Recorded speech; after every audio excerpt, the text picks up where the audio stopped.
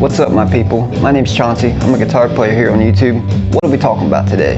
Today we're talking about how to record a song by yourself, with yourself. No band, no problem. Let's get into it. Alright, some things we need to get started. A computer, obviously. A guitar of some sort. An audio interface. A DAW, digital audio workstation. I use Studio One. For drums and bass, if you have drums and bass gear, that is awesome. If you do not, no worries. It's 2021. We have easy bass and easy drums at our disposal. Now, I'm not asking you to run out and buy a bunch of stuff, but Studio One, easy bass, and easy drums all come with a 14-day free trial. Yeah.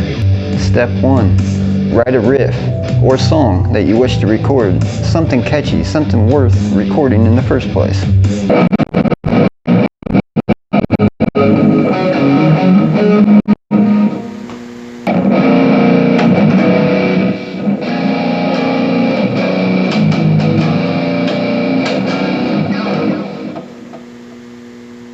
Step 2. Pull up your easy drums, find a drum loop, or program one yourself.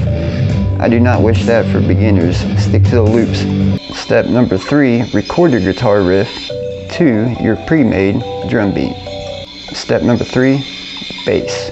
You can either play it manually if you have a bass and bass amp, which is preferred. If not, easy bass would be your best friend. Simply drag and drop the Toontrack audio sender onto the guitar track you wish to have a bass line for. Once we drag the audio sender onto our guitar track, you hit play in your DAW and Easy Bass will record a bass line for you.